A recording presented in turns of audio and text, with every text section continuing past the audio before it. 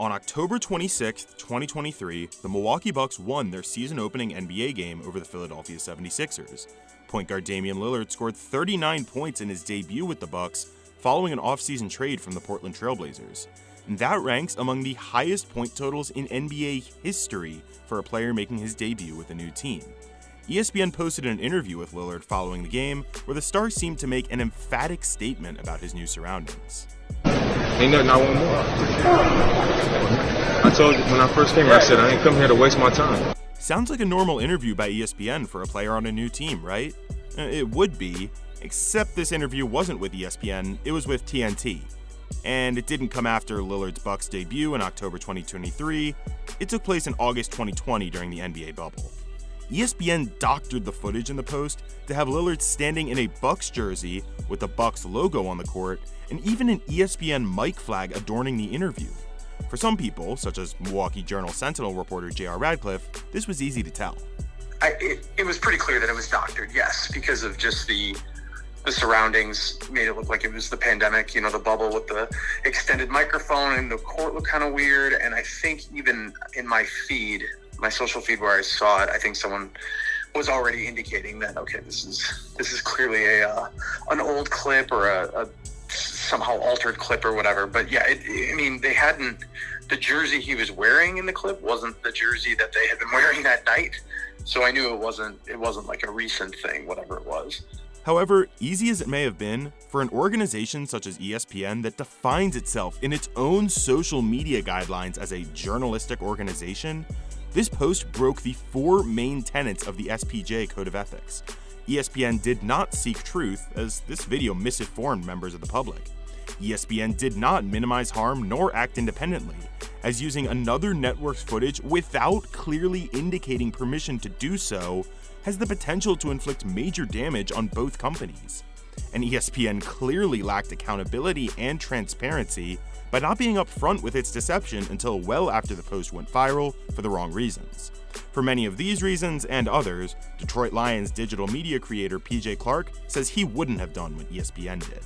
I wouldn't even consider, that would not have even entered my realm of possibility. And I guess it's weird because I don't work for a network where I cover one team, so the things that I can do are pretty limited. For us especially, copyright is a big thing. A lot of teams use clips from movies, TV shows that obviously they don't own the rights to.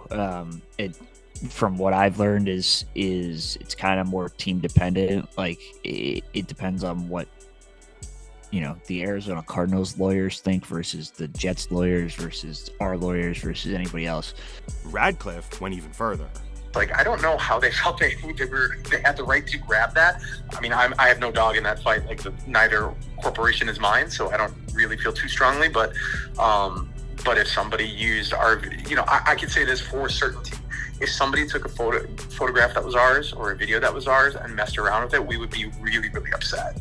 Even if it was playful, even if it was totally in the name of harmless entertainment, we would be upset because it's our video, and you got to ask to use it first of all, and you can't be using it to doctor it. That's a huge problem. ESPN responded with a statement saying they simply tried to connect past sports moments with contemporary imagery, and for what it's worth, Radcliffe did say that social media, especially for a company like ESPN, is not strictly about truth-telling. It was just hey, this is a really great clip, but don't take it too seriously. It's just an AI thing. I kind of understood that it was done a little bit tongue-in-cheek. It was ESPN sort of riffing on the moment and not actually trying to sell that as authentic video. I didn't think they were trying to sell it authentically.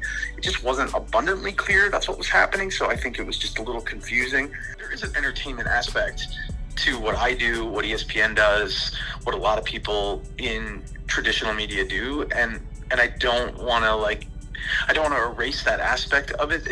We can still have some fun and mess around with stuff like this, but it's just a really sensitive time to be using AI. So with that in mind, does that mean it's okay for ESPN to post content like this going forward? Or would it simply have been a better choice to take something Lillard actually said after the game and not have to rely on another network's footage of a quote unrelated to the current situation? The latter seems obvious and should be going forward, or at the least, Should ESPN or another network choose to connect the past to the present at another point in time, at least make it a little more clear what's happening, as Clark says. I feel like if you're going to just doctor footage like that, like I feel like some sort of like community notes, as much as everybody likes to make a meme out of it on Twitter, and some of them are like hysterically funny, I feel like community notes honestly like kind of help there. I think adding a disclaimer where possible, whether that be through community notes or if it is like a longer form piece that is produced by a brand, I feel like the disclaimers, especially as we get deeper and deeper into this AI thing, would be really important. The means of informing an audience about just where their content is coming from are as endless as the content itself. ESPN, and all networks for that matter, need to be clearer when they create content that has even the potential to deceive an audience so as to avoid instances like this coming up again. For JNL345, I'm Danny Tao.